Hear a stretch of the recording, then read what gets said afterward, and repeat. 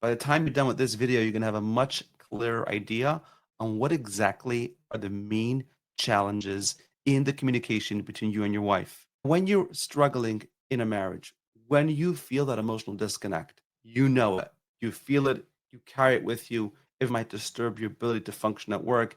It may impact the level of patience you have with your kids, or it may impact her level of patience or interest.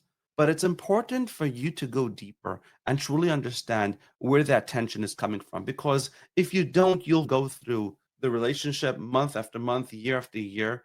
And even if you don't get divorced, you'll stay stuck. You'll stay miserable. You'll be unhappy. And she'll feel it. Your kids will feel it. They'll absorb the tension. And ultimately, you won't be role modeling a healthy relationship for your kids. So it's vital that you understand where the actual challenges are so you have a clear idea of what it takes to fix them. So let's get into it. When it comes to communication challenges in a relationship, there are five major problems. I'll go through them quickly and then we'll break them down. Number one, topic. Number two, timing. Number three, words of expression. Number four, how to respond to her reaction. And number five, how to handle when she initiates conversations. Now, in many marriages where there is an ongoing emotional disconnect and frustration, and there's like this undercurrent of tension, there are usually three or all five of these problems going on. And it starts with the husband. Let's talk about the first one, topic. So Bobby is home, it's in the evening, the kids went to bed already, and there's something bothering him. He is frustrated with the lack of intimacy in the relationship. When he initiates, she always finds an excuse of why she's not interested, or it looks like it's a chore to her. Number two, he's bothered about a parenting decision that she made, which he disagrees with, or with a decision that he made that she overruled. For example, Bobby wants to limit computer time for the kids. He has an opinion about how to use the computer, when to use the computer, what timing is appropriate for kids, what's the impact on them. And his wife, Rachel, is more permissive. She wants to take the easy way out. To her, it's like, just give it to them, shut them up, let them watch. But it's his belief that there's long term consequences, and he feels disrespected, and he feels it's not a good parenting decision. Topic three, he disagrees with some of the spending that she did a couple of days ago. Okay, so there are three topics over here: intimacy, parenting, and finances. Now, there is no cookie cutter approach to say which one is the most important because that's going to depend on your situation. But on a general level, it's important for you to understand intimacy usually will trigger other problems, which means if you're not satisfied in the relationship in an intimate way, or she is not feeling close enough that she wants to have intimacy, that will usually bleed into more arguments, more disagreements. With that being said, the actual topic that you pick first needs to depend on the urgency of the situation. If the parenting issue is something which needs to be addressed because if it doesn't get fixed today or tomorrow, there's going to be a significant problem, then you don't have a choice. You will have to bring it up first and then use that topic, use that connection, use that healthy conversation to create more respect, to create a connection, to demonstrate emotional intelligence, intuition, and leadership. If the real underlying issue is the intimacy that's really creating the other tensions, the other disagreements, the other points of conflict, then at some point you're going to have to address that. Let's talk about timing. So you may understand that topics, intimacy is usually going to be a more important topic than spending and parenting. However, in some cases, spending and parenting, when it's done correctly, and only if it's an urgent situation, then you can bring that up in a way that demonstrates intelligence, intuition, confidence, clarity, leadership. You can use it to demo who you are, but understand that the underlying issue is the intimacy. It's going to have to be addressed sooner or later.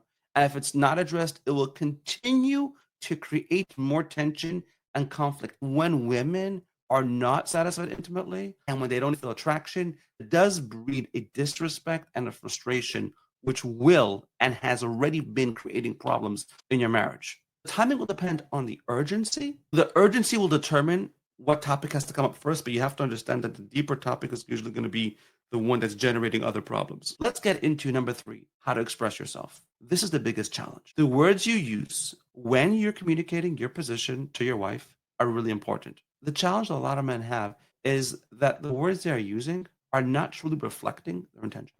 For example, they may want to talk about spending from perspective of sharing their wisdom with their wife, their position on how the family budget should run. But What they don't realize is that they are using words which may sound judgmental or resentful or critical. Those words repel their wife from the conversation. It doesn't matter what you say in the conversation anymore. So it's important that the words you use to express yourself actually reflect your sincere intention to be helpful. It's not just about communicating resentment or judgment, it's also the actual words you use to clarify your position, to present it in a way that's most beneficial for her, which a lot of guys make a mistake. When you're communicating to your wife, are you using the right words? Do you feel comfortable at the time when you expressed your words that these are the words you wanted to use? Or when stating your position, there's a voice inside of you that says, hey, Johnny, this could have been done better. This is not going to go well. When do you realize that it was a problem?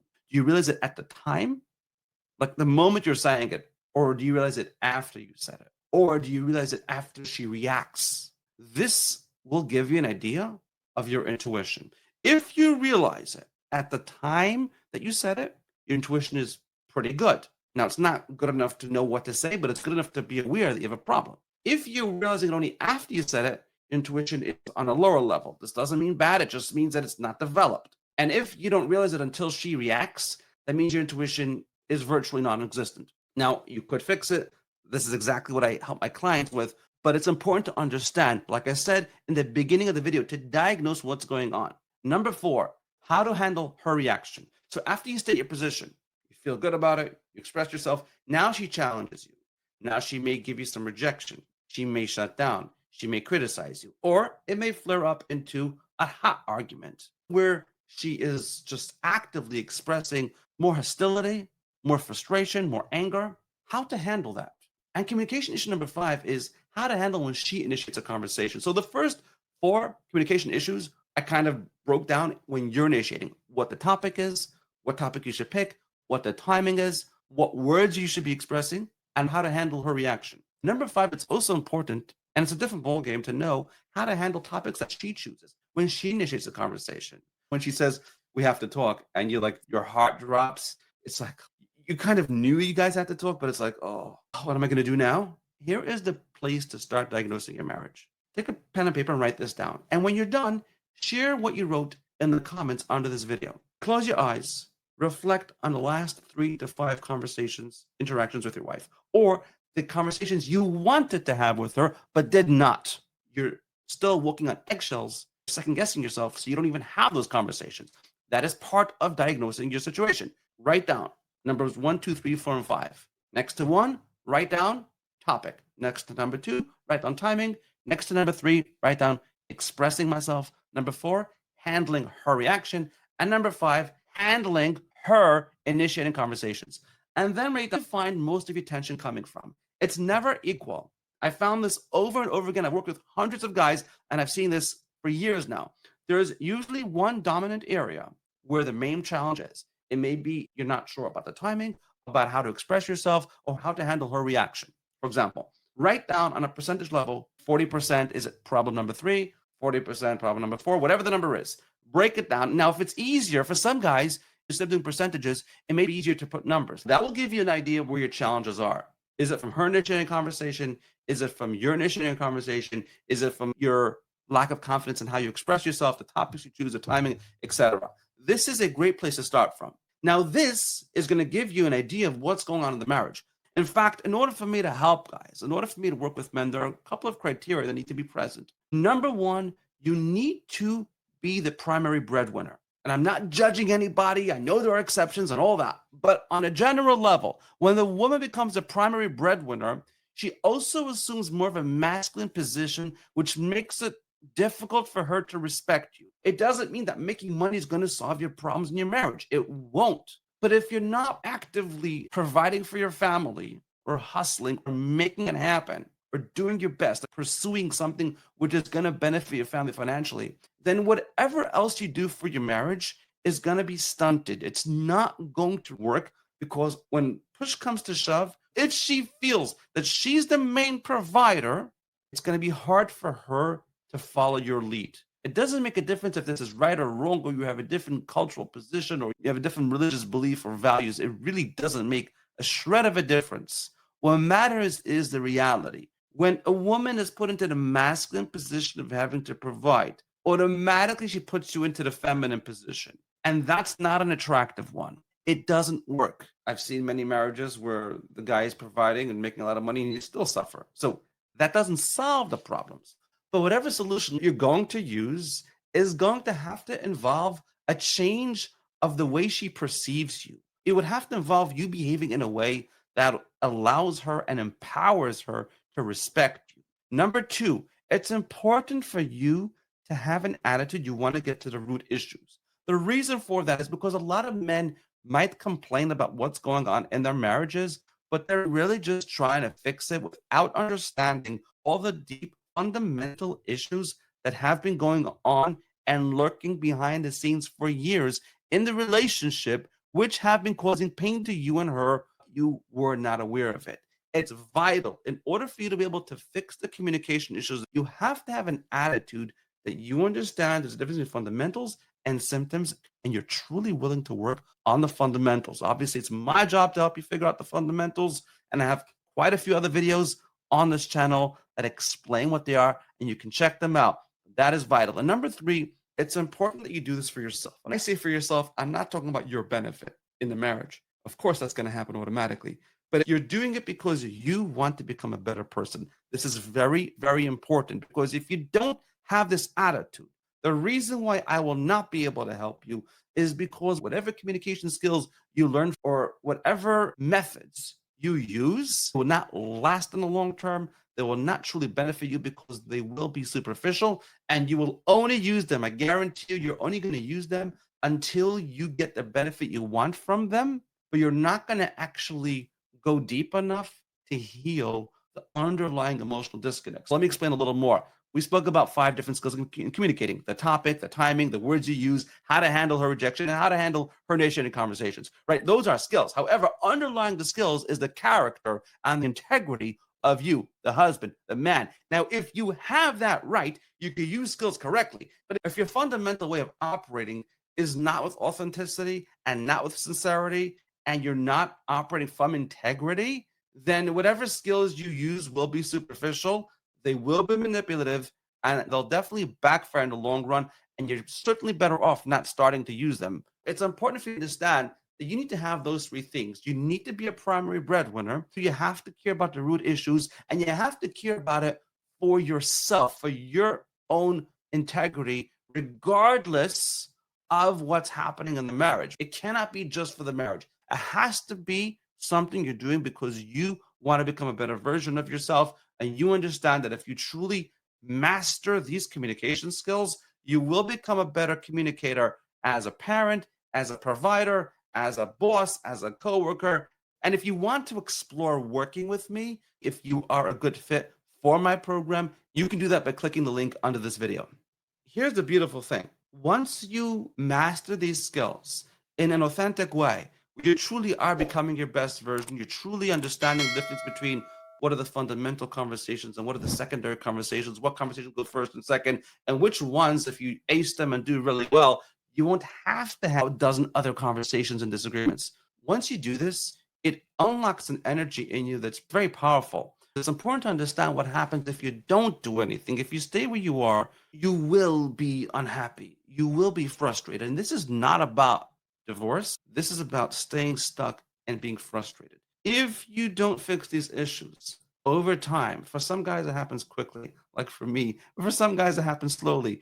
If you feel disrespected by your wife, you will eventually start disrespecting yourself because you're not sure how to navigate what seems to be an emotional minefield where you're not sure, should I invest more in the marriage? Should I invest less? Should I do what she says, or doing what she says doesn't make a difference anyway? I might as well not do it. Does it help if I help around the home, provide more, clean the dishes, be more available? Doesn't seem to help. She's still blaming me. She's still criticizing me.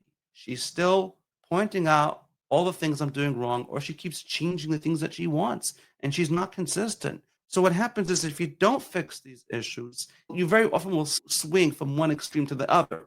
You will go from, I'll do everything she wants, or you'll go back to, you know what, doing everything she wants doesn't make her happy anyway. I guess I won't do it. And when you go back and forth in that situation, it's hard for you to respect yourself because you no longer recognize who you are. You're getting confused. I do love her, but the way I love her doesn't work for her. So I guess I'm not going to express this. That makes it virtually impossible for you to respect yourself. And that trickles down to the kids. The kids pick up on the tension, they feel the conflict. Besides the fact that you're not role modeling a healthy marriage for them, it also affects them at the time. There are many studies that show that it affects their behavior.